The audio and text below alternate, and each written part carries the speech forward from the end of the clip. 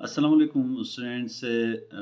आज हम Gilgit Baltistan professional academy Gilgit Baltistan के प्लेटफॉर्म से कुछ ट्रिक्स टेक्निक्स एंड स्ट्रेटजी कि किस तरीके से आप पीएससी एग्ज़ाम को क्रैक कर सकते हैं। अच्छा, अक्सर स्टूडेंट मुझसे ये क्वेश्चन पूछते हैं कि सर कोई ऐसी बुक बता दें जिसको पढ़ के हम TGT SST and lectureship in education के एग्ज़ाम को क्वालिफाई कर सकें। आप लोगों को मैं एक बात इसका आंसर ये बता दूं कि थ्रू स्मार्ट स्टडी, बुक नहीं, एक बुक पे आप रिलाई नहीं कर सकते, लेकिन स्मार्ट स्टडी के थ्रू आप ये कर सकते हैं। अच्छा, हम उससे पहले कुछ सिलेबस डिस्कस करेंगे। सिलेबस के बाद मैं टेक्निक्स, ट्रिक्स और वो चीज़ें बता दूँगा कि किस तरीके से आपने अपनी स्टडी को हार्ड वर्क नहीं, स्मार्ट स्टडी के थ्रू उसको कंप्लीट करना है। अच्छा, ये ऐसा नहीं है कि आपके पास 1 साल का टाइम है, 2 साल का टाइम है, आराम से ये पूरा सिलेबस थॉरली कवर करेंगे। ऐसा नहीं है, आपके पास लिमिटेड टाइम है, लिमिटेड टाइम में आप किस तरीके से इन सारे टॉपिक्स को कवर कर सकते हैं। एक तो आप ये भी नहीं कर सकते कि जो टॉपिक्स आपको दिए गए हैं, उसमें कुछ टॉपिक्स हर स्टूडेंट ये सोचता है कि ये टॉपिक मेरे इंटरेस्ट का नहीं है, ये मेरे लिए डिफ़िकल्ट है, इसको मैं छोड़ दूँ तो भी कोई इश्यू नहीं है क्योंकि मेरे 70-80 आ सकेंगे। एक बात ये बता दूँ कि ये नॉर्म रेफ़रेंस टेस्ट है, क्राइटेरियन रेफ़रेंस नहीं है जिसकी बेस पे कोई क्राइटेरिया बना हो, 50 प्लस जो लेगा वो पास है, उसको क्वालीफ़ाई और वो मेरिट पे ये नॉर्म रेफ़रेंस टेस्ट है। इसमें एक बच्चे की परफ़ॉर्मेंस जो है दूसरे पार्टिसिपेंट के साथ कंपेयर की जाती है। इसमें लिमिटेड सीट्स होती हैं, लिमिटेड कैंडिडेट्स उनको चाहिए, इसलिए आपको क्या करना होगा, आपको ठीक-ठाक अपनी स्टडी को हर एंगल से सारे टॉपिक्स को कवर करने होंगे। आप 1 नंबर के लिए भी कंप्रोमाइज़ नहीं कर सकते क्योंकि मेरिट का कुछ पता नहीं है, 85 पे बंद हो जाए, 80 पे बंद हो जाए या 75 पे। तो हम आज स्पेशली गिलगित-बाल्टिस्तान के लिए जो TGT, SST and lectureship in education में पोस्ट आई हैं, उसके हवाले से कि किस तरीके से आप क्रैक कर सकते हैं इस एग्ज़ाम को। पहले हम सिलेबस को डिस्कस करते हैं। सिलेबस में ये मैं प्रीवियस सिलेबस की बात कर रहा हूँ। प्रीवियस सिलेबस जो है यहाँ पे देखिएगा, ये इंग्लिश का 20 नंबर का पोर्शन हुआ करता था। ये जो है grammar usage and sentence structuring. उसके बाद जनरल इंटेलिजेंस के ये 4 topics, basic arithmetic, current affair, Pakistan affair and Islamic studies and everyday science. ये 4 टॉपिक्स जो हैं 40 नंबर के लिए और जनरल इंटेलिजेंस के नाम से 8 थे। प्रीवियस जो सिलेबस टीजीटी के लिए दिया गया था। और उसके बाद जो है 40 नंबर के लिए आपके पास एजुकेशन का पोर्शन हुआ करता था। लेकिन इस बार काफ़ी अरसे बाद जो है उन्होंने एजुकेशन का टीजीटी का जो सिलेबस है वो चेंज कर दिया है और 20 नंबर का इंग्लिश का पोर्शन और उसके बाद 80 नंबर का जो है वो आपका एजुकेशन का पोर्शन दिया है। अब ये आप लोगों के लिए प्लस पॉइंट है। वो इस वजह से प्लस पॉइंट कि आपको एजुकेशन डोमेन के अंदर रहते हुए आप लोगों ने डिफरेंट सब टॉपिक्स को स्टडी करना है, टॉपिक्स को स्टडी करना है। अभी वरना आपको क्या करना होता है, बेसिक अर्थमेटिक बहुत सारे अर्थ में मैथ्स में वीक होते हैं, अब उनके लिए कोई इश्यूज़ होते हैं, डिफरेंट इश्यूज़ होते हैं। अब जो वीक नहीं होते, उनके लिए भी मसाइल होते हैं क्योंकि उनको एक डिफरेंट स्टडी एरिया में जाकर उनको स्टडी करना होता है। करंट अफेयर एक डिफरेंट एरिया में जाके स्टडी करना होता है। पाक अफेयर एंड इस्लामिक स्टडी एक डिफरेंट एरिया में जाके स्टडी करना होता है। एंड एवरीडे साइंस उनको एक डिफरेंट एरिया में जाके स्टडी करना होता है। लेकिन अब यहाँ पे ये है, उनको बेसिक ग्रामर जो है इंग्लिश के लिए वो तैयार करना है और 80 मार्क्स का एजुकेशन का पोर्शन तैयार करना है। अच्छा, बेसिक ग्रामर में हमने क्या करना है, पहले मैं इस साल का सिलेबस को डिस्कस कर लूँ। इस साल के सिलेबस में देखो इंग्लिश वही है और इंग्लिश जो है नॉर्मल जितने भी टेस्ट होते हैं उसमें यही grammar usage and sentence structuring ये आपके रखते हैं। कुछ टेस्ट में सिनोनिम एंटोनिम भी देते हैं, लेकिन यहाँ पे आपके लिए सिनोनिम एंटोनिम नहीं है, आपने बेसिक ग्रामर को देखना है। और बाकी जो हैं आपके टॉपिक्स एजुकेशन के 80 मार्क्स के, prospectives of education in Pakistan, school administration and supervision, planning and management in education, educational psychology, curriculum development and assessment, teaching methodology, classroom management, educational measurement and evaluation, research techniques in education, educational system in Pakistan, educational guidance and counselling. अब इसमें कुछ topics बहुत important हैं जो मैं आपको बताना चाहूँगा, ये नोट कीजिएगा। Educational psychology, curriculum development and assessment, teaching methodology, classroom management, educational measurement and evaluation, research techniques in education. ये बहुत इंपॉर्टेंट टॉपिक्स हैं, इससे बहुत सारे एमसीक्यूज बनते हैं। अब तैयारी हमने करना कैसे है, वो कौन सी ट्रिक्स हैं जिसके थ्रू हम इस इतना लेंथी सिलेबस जो है 2 मंथ्स के टाइम पीरियड में हम उसको आराम से हर एंगल से कवर कर सकें। अब आपने करना क्या है, पहले इंग्लिश ग्रामर के लिए मैं 2 टेक्निक्स बता दूँगा आपको। देखें, बेसिक ग्रामर है ये, बेसिक ग्रामर हर बच्चे को आनी चाहिए, उसके बगैर तो कोई सॉल्यूशन है ही नहीं। अब बेसिक ग्रामर आप कंप्रोमाइज़ भी नहीं कर सकते, 20 नंबर बहुत बड़ी मायने रखते हैं, आप 1 नंबर के लिए भी कंप्रोमाइज़ नहीं कर सकते। अब ये बेसिक ग्रामर जो है, उसमें आपने करना क्या है, अब टेंसेस देखें सबको आते हैं, पार्ट्स ऑफ स्पीच इन पे तो आप लोगों ने कमांड एक्सपर्ट बनना है।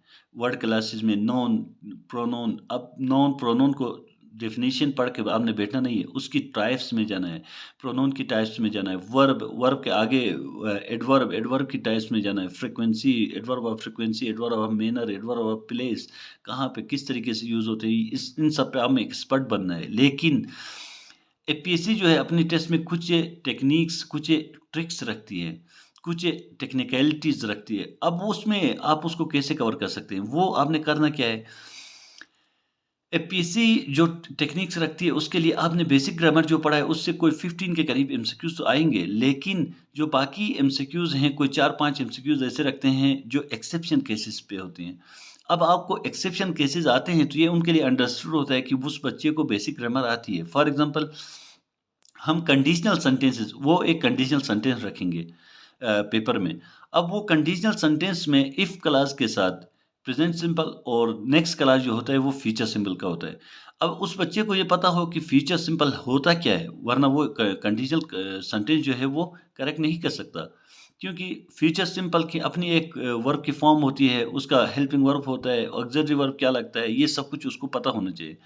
और प्रेजेंट सिंपल, इफ क्लास के साथ प्रेजेंट सिंपल लगता है, प्रेजेंट सिंपल में वर्ब की फॉर्म कौन सी लगती है, फिर वो हेल्पिंग वर्ब कौन सा होता है, ये सारी चीज़ें उसको आनी चाहिए, तब वो कंडीशनल सेंटेंस करेक्ट कर सकता है। और जिसको कंडीशनल सेंटेंस आते हैं, इसका मतलब ये होता है कि उसको बेसिक ग्रामर टेंसेस आते हैं। अच्छा, और इसी तरीके से एक वो सपोजिशनल सेंटेंस रखेंगे। सपोजिशनल सेंटेंस मीन्स जो इनकम्प्लीट डिज़ायर्स होती है, इनकम्प्लीट विश होती है, उनके लिए एक एक्सेप्शन केसेस होते हैं। For example, if I were you, I would have done whatever, जो आप कहना चाहते हैं। इफ आई वर प्रेसिडेंट, मैं सेकंड क्लास पे इस वजह से फोकस नहीं कर रहा क्योंकि मेरा फोकस जो है वो फर्स्ट क्लास में है, एक्सेप्शन केस वहाँ पे है। इफ आई वर यू, बहुत सारे स्टूडेंट अभी भी समझते होंगे कि सर जो हैं वो गलत यहाँ मिस्टेक कर रहे हैं। कौन सी मिस्टेक? आई के साथ वर नहीं लगता, आई के साथ एम लगता है, आई के साथ वाज लगता है। अगर पास्ट में है तो वाज लगता है, प्रेजेंट की बात कर रहे हैं तो वर लगता है। लेकिन ये जो है इनकम्प्लीट विथ सपोजिशनल सेंटेंसेस होते हैं, ये पास्ट में ही होंगे लेकिन वाज भी नहीं लगेगा, वर लगेगा। अब ये एक्सेप्शन केस है। आई के साथ तो वैसे बेसिक ग्रामर में एम ही लगता है और पास में हो तो वाज लगता है, लेकिन यहाँ दोनों नहीं लगते, यहाँ पे वर लगेगा। अब ये सब्जुडिशनल सेंटेंस वो रखेंगे, इसका मतलब ये है जो बच्चा बेसिक ग्रामर पे एक्सपर्ट बनेगा उसके बाद वो इस तरह के एक्सेप्शन केसेस की तरफ जाएगा। ये उनके लिए अंडरस्टूड होती है। अब दूसरी बात ये है, जितने भी फिक्स प्रीपोजिशंस होते हैं एक्सेप्शन वाले, for example, he died from, of, by, और ये जो हैं आगे एक्सीडेंट भी आएगा, आगे डिजीज़ भी आएगा कोई, इस तरीके के। अब ये फिक्स प्रीपोजिशन है, ये ऑफ के साथ, एक्सीडेंट के साथ क्या आएगा, ऑफ, बाय, विद, और डिजीज़ के साथ क्या लगेगा, ये एक्सेप्शन केसेस हैं, फिक्स हैं। ये आपको खुद स्टडी कर ले, जाकर देखें, आप लोगों को पता चलेगा, ये फिक्स प्रीपोजिशन है। इसी तरीके से, I write a letter with pen, I write a letter in pen, I write a letter with ink, I write a letter in ink. अब ये फिक्स प्रीपोजिशन है। इंक के साथ, लिक्विड के साथ या कलर के साथ कौन सा प्रीपोजिशन यूज होगा, और इंस्ट्रूमेंट के साथ कौन सा प्रीपोजिशन यूज होगा, फिक्स प्रीपोजिशन है। इनको एक्सेप्शन केसेस कहते हैं। ये फिक्स हैं, एक्सेप्शन केसेस हैं, इनको आपने स्टडी करना है अगर इंग्लिश में आप 20 से 20 आप लेना चाहते हैं। अच्छा, हम अभी एजुकेशन के पोर्शन की तरफ आते हैं। एजुकेशन पोर्शन में करना क्या है, आप लोगों ने कम से कम 3 से 4 बुक्स, मैं तो रिकमेंड करूँगा 5 बुक अगर ले लें, क्योंकि कंप्रोमाइज़ नहीं कर सकते। आपने इन पोस्ट में आपने अपने आप को एडजस्ट करना है। 5 बुक्स कम से कम ले लें। अब 5 बुक्स का नाम सुन के आप लोग परेशान हुए होंगे, 5 बुक कैसे स्टडी कर लें इन 2 मंथ्स में? मैं आप लोगों को वो टेक्निक भी बता देता हूँ। देखिए, आप लोग कौन सी बुक लेंगे, पहले वो नाम अनाउंस कर लूँ। आप लोग लिखें ये नाम और यही बुक्स ले लें।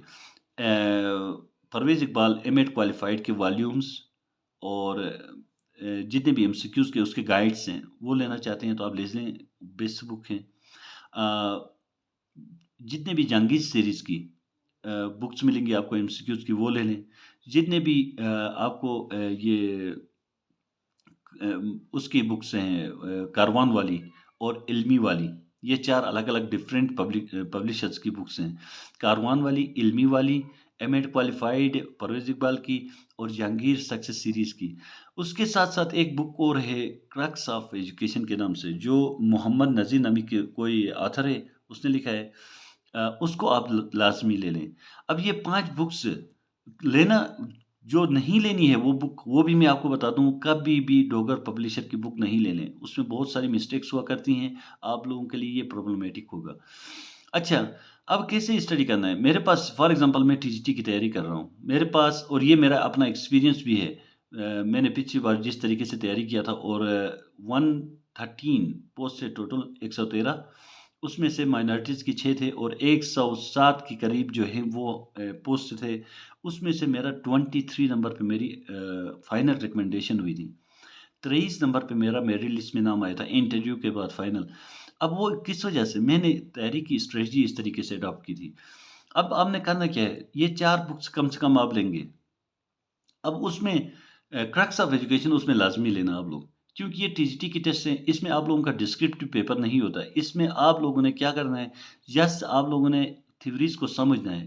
थ्योरीज़ को तो लाज़मी आपने समझना है, बेशक एमसीक्यूज़ का पेपर हो, क्योंकि आप लोगों को इंटरव्यू में भी ये पूछते हैं थ्योरीज़, साइकोलॉजी की डिफरेंट थ्योरीज़, और साइकोलॉजी पोर्शन बहुत पूछते हैं इंटरव्यू में। आप लोगों का ये फिलॉसफी ऑफ एजुकेशन बहुत पूछते हैं, करिकुलम डेवलपमेंट बहुत पूछते हैं, teaching methods, methodology, assessment measurement बहुत पूछते हैं। तो लिहाजा आप लोगों को क्या करना होगा, इन थ्योरीज़ को, इन बेसिक कंसेप्ट्स को आप लोगों को क्लियर करना होगा, ताकि आप लोगों के टेस्ट में भी फ़ायदेमंद हो और आपके लिए इंटरव्यू में भी काम आए। अब उसके लिए जो मैंने बुक नोटिस की है इस बार, क्रक्स ऑफ एजुकेशन जो है, एक प्रिसाइज़ बुक है। आप लोगों का ज़्यादा टाइम भी नहीं लगेगा, वो प्रिसाइज़ बुक है और कंसेप्ट भी फ़ौरन जल्दी कवर होंगे। आप लोगों ने जस्ट कंसेप्ट कवर करना है, कोई नोट्स बनाने नहीं है, और उसके बाद जितने भी एमसीक्यूज़ की बुक हैं उसको स्टडी करना है। अब क्रक्स ऑफ, फॉर एग्ज़ाम्पल मैं यहाँ एजुकेशनल साइकोलॉजी जो मोस्ट इम्पोर्टेंट टॉपिक है, सब्जेक्ट है, उसको मैं लेता हूँ कि मैं किस तरीके से इसकी स्टडी कर लूँ। क्रक्स ऑफ एजुकेशन से मैं एजुकेशनल साइकोलॉजी जो है स्टडी करता हूँ, कंसेप्ट सारे क्लियर करता हूँ, सारी थ्योरी जो प्रिसाइज़ तरीके से दी हुई हैं उन सबको पढ़ता हूँ। उसके बाद क्रक्स ऑफ एजुकेशन में एजुकेशनल साइकोलॉजी के 400 एमसीक्यूज़ हैं, उसको स्टडी करता हूँ, उसको मैं याद करता हूँ, और मुझे लगते हैं कोई 5 से 6 दिन एजुकेशनल साइकोलॉजी में, क्रक्स ऑफ एजुकेशन से स्टडी करने में।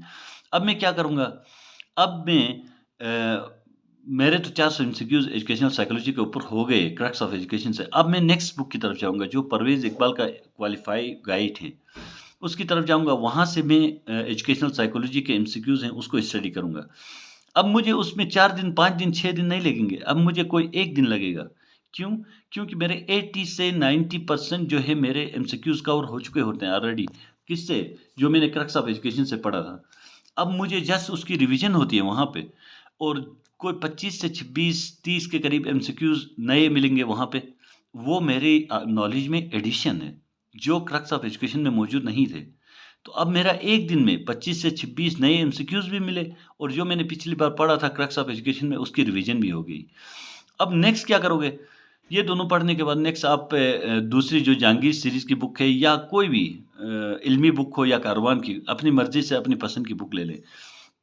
उसकी तरफ जाओगे तो अब पूरा दिन भी नहीं लगेगा, अब 2 घंटे में आपकी रिवीजन हो जाएगी। क्यों? क्योंकि आपने पहले 2 ऑलरेडी बुक्स स्टडी की हैं, उससे जो बुक तीसरी आप पढ़ना चाह रहे हैं, उसका 95% पोर्शन ऑलरेडी कवर हो चुका होता है। आपने नए सिरे से पढ़ना नहीं है, आपके पास ऑलरेडी पढ़ी हुई चीज़ें होती हैं। आप लोगों ने उसको तीसरी टाइम रिवाइज़ कर रहे हो, तो इसलिए आपको 1 घंटे में वो सारी चीज़ें रिवाइज़ होती हैं। जस्ट आपको 15 एमसीक्यूज़ नए मिलेंगे। वो 15 एमसीक्यू जो हैं वो आपकी नॉलेज में एडिशन है, और इसी तरीके से आपके अब एमसीक्यूज़ वो फर्स्ट जो क्रक्स ऑफ एजुकेशन में 400 थे ना, अब वो 400 नहीं रहे, आपकी नॉलेज में इजाफा होता हुआ गया और 470-80 के करीब एमसीक्यूज़ बन गए।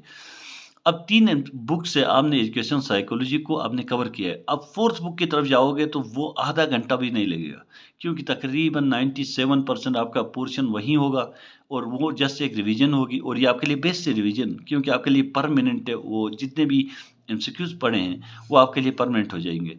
और आप चौथी बुक जब आप कवर करेंगे तो मुझे नहीं लगता कि उसके बाद कोई ऐसा एमसीक्यूज़ एजुकेशनल साइकोलॉजी का हो जो वो बच्चा अटेम्प्ट नहीं कर सके। क्योंकि हर बुक में डिफरेंट तरीके से उन्होंने प्रेज़ेंट किया होता है उसको हर बुक की जो टेक्निकलिटीज़ होती हैं वो समझने लगता है। उसके बाद एपीएससी जितने भी टेक्निकल तरीके से क्वेश्चन रखता है, जितने भी ट्रिक्स यूज़ करता है, वो सारी चीज़ें जो हैं वो आराम से हैंडल कर लेता है। कम से कम 4 से 5 बुक इस तरीके से अब एजुकेशनल साइकोलॉजी आपका कवर हो गया। अब क्या करेंगे? करिकुलम डेवलपमेंट आप क्रक्स ऑफ एजुकेशन से स्टार्ट कर लेंगे। उसको कर लेंगे तो उसके बाद एमएड क्वालिफाइड गाइड की तरफ जाएँगे। उसके बाद जहांगीर सीरीज़, उसके बाद इल्मी बुक की तरफ या कारवान की तरफ। इसी तरीके से आपने सब टॉपिक्स को कवर करना है। अब मैं एक इम्पॉर्टेंट बात आपको बताना चाह रहा हूँ, वो क्या है? एपीएससी अपने पेपर में हमेशा कुछ डिस्ट्रक्टर्स रखती हैं ऑप्शंस में। 4 जो ऑप्शन होते हैं ना, उसमें एक आंसर ही करेक्ट होता है। बाकी सारे जो हैं वो गलत आंसर्स होती हैं। अब उसमें कुछ डिस्ट्रक्टर्स रखती हैं, वो मतलब ये हुआ कि आप जब स्टेम रीड करते हैं, तो सरफेस लेवल में नहीं जाना है, उसकी डीप मीनिंग में जाके सही से रीड करना है। उसको अंडरस्टैंड करना है उस सिस्टम को, और फिर ऑप्शन में जाके सारे ऑप्शन को आपने देखना है। वो एपीएससी क्या करती है कि फर्स्ट ऑप्शन या सेकंड ऑप्शन में एक ऐसा वर्ड रखती है आंसर, वो हर स्टूडेंट को वही लगता है कि ये ठीक ही है। अब उस पे टिक लगाओगे, लेकिन वो एक हकीकत में देखा जाए तो वो ठीक नहीं होता है, ऑप्शन कोई और होता है। इसलिए आप चारों ऑप्शन को गौर से देखते हैं और उसको सही से स्टडी करके टिक लगाना है। पिछली बार देखें, हम 2 वर्ड जो है, मैं एक आप लोगों को एग्ज़ाम्पल देना चाहता हूँ। पिछली बार एपीएससी ने एक सिनोनिम एंटोनिम भी दिया था हमें टीजीटी के पेपर में। ऊपर दिया था स्टेम में, what is the synonym of discount. Discount word जो यूज़ है, हम अक्सर शॉप में जाते हैं, डिस्काउंट करें, हमें हमारे लिए ये थोड़ा इसमें डिस्काउंट प्राइस होना चाहिए, कुछ तो डिस्काउंट होना चाहिए। फिर उसके ऊपर अक्सर ये भी कहते हैं कि थोड़ी-सी तो कंसेशन दे दो हमें। ये 2 वर्ड्स हम बहुत यूज़ करते हैं। इसी वजह से उन्होंने क्या किया, ऊपर डिस्काउंट का वर्ड रखा स्टेम में और कहा कि what is the synonym of word discount, और नीचे ऑप्शन में फर्स्ट ऑप्शन में ही कंसेशन का वर्ड रखा। सेकंड में रिडक्शन का रखा, 2 और वर्ड्स भी रखे। अब मेरा तो ये ठीक हुआ था, वो इस वजह से ठीक हुआ था। अब जबकि मैं खुद भी एमए इंग्लिश हूँ और मैं खुद भी काफ़ी टाइम तक मैं ये सोचता रहा, देखो कंसेशन भी होता है और ये कंसेशन होगा। फिर मैंने सोचा नहीं, रिडक्शन जो है, रिडक्शन और डिस्काउंट ये तकरीबन सिमिलर है, मोस्ट नियर वो रिडक्शन लगता है। फिर मैंने रिडक्शन पे टिक लगा के आ गया, क्योंकि एपीएससी डिस्ट्रक्टर भी रखती है, तो ये कंसेशन वो डिस्ट्रक्टर होगा। अब बाहर आए तो सब मुझे पूछने लगे कि ये क्या है? मैंने कहा रिडक्शन। बहुत सारे मुझे ये भी कह रहे थे आप में इंग्लिश है, किस यूनिवर्सिटी से में इंग्लिश किया है? कंसेशन हम नहीं कहते क्या? शॉपकीपर के पास जाते हैं तो हमारे पास डिस्काउंट दे दो, थोड़ा थोड़ा कंसेशन करो। हम खुद आम यूज़ करते हैं, ये क्वेश्चन भी आप गलत करके आए हो। मैंने कहा यार चलो ठीक है, देखते हैं यार। बाद में मैं ऑक्सफोर्ड इंग्लिश डिक्शनरी जो होती है, उसमें मैं सर्च किया तो जो डिस्काउंट वर्ड है उसका सिनोनिम जो है रिडक्शन था। कंसेशन तो सिनोनिम वर्ड में काउंट ही नहीं था उस ऑक्सफोर्ड डिक्शनरी में। तो मैंने कहा यार ये एपीएससी जो है इस तरह के वर्ड्स रखती है जो कॉमनली हम यूज़ करते हैं, और इसकी वजह से उन्होंने ये डिस्ट्रक्टर रखा था। तो इसलिए आपने क्या करना है कि सारे ऑप्शंस को गौर से देखना है और उसी हिसाब से आपने उसको टिक लगाना है। गौर से एक बार स्टडी जो करते हैं ना एमसीक्यूज़ को, सही से सारी तवज्जो आपकी वहाँ होनी चाहिए। सही से उसको स्टडी कर रीड करो उसको, फिर सारे ऑप्शन को देखें। देखने के बाद फाइनल ऑप्शन पे आप टिक लगाएँ। और जब आप टेस्ट सेंटर में चले जाते हैं ना, बहुत सारे केसेस हो जाते हैं। फॉर एग्ज़ाम्पल कोई गिर जाता है चक्कर आके, किसी को कुछ होता है, और कोई सर गुस्से में होता है, वहाँ चिड़चिड़ा वाला कोई टीचर होता है जो आपका सुपरविज़न कर रहा होता है। वो कुछ भी बोल रहा होता है, नकल नहीं करे, चीटिंग नहीं करे, उनको उससे तो कोई बात नहीं ना, बच्चे डिस्टर्ब होंगे। यहाँ प्रोफ़ेशनल सुपरवाइज़र नहीं होते हैं। हालाँकि एग्ज़ामिनेशन हॉल में एनवायरनमेंट स्मूथली बहुत काम होना चाहिए, लेकिन यहाँ पे ऐसा नहीं है, मैंने जो नोटिस किया है। आप लोगों ने क्या करना है, जाएँगे आपको पेपर मिलेगा, 2 चीज़ें करनी है कि मैं और मेरा पेपर है, इस हाल में बाकी कोई भी नहीं है। चाहे वो चक्कर आके कोई गिर जाए, क्योंकि वहाँ पे ऑलरेडी सुपरवाइज़र स्टाफ होते हैं, वो उसकी ट्रीटमेंट करेंगे। ना आपको ट्रीटमेंट करने कोई वो अलाउ करते हैं, आपने अपना पेपर करना है तो फ़ुज़ूल में आप इधर-उधर देख के अपनी तवज्जो वो नहीं करें। क्योंकि जिस सीक्वेंस में आप सोचते हुए, हल करते हुए आ रहे थे ना, इधर-उधर देखोगे उसके बाद फिर से वापस उस जगह में आने के लिए आपको 5 से 6 मिनट लगते हैं, जो कि आपके लिए एक नेगेटिव पॉइंट है। आप अपने 5 से 6 मिनट खो गए, ये कंप्रोमाइज़ आप नहीं कर सकते। तो ये चीज़ें थी। Best of luck. अगर कोई क्वेश्चन है तो कमेंट सेक्शन में आप पूछ सकते हैं। If there is will there is way. और चैनल जो है सब्सक्राइब करें ताकि मैं जितने भी क्वेश्चंस जितने भी वीडियो जो है मैं रिकॉर्ड करूँगा, मैं अपलोड करूँगा, आप लोगों के लिए फ़ायदेमंद होगा। और क्योंकि मैं एक चीज़ ये है कि जितने भी सिर्फ़ इसके लिए नहीं, एजुकेशन के लिए, एजुकेशन में तो मेरा प्रोफ़ेशन है। मैं इसके ऊपर तो वीडियोज़ बनाऊँगा ही। मैं बेसिक इंग्लिश के ऊपर, बेसिक इंग्लिश के लेक्चर जो हैं उसके ऊपर भी मैं कुछ टेक्नीक्स जो पीएससी रखती है उसके ऊपर भी मैं कुछ वीडियोज़ बनाने जा रहा हूँ।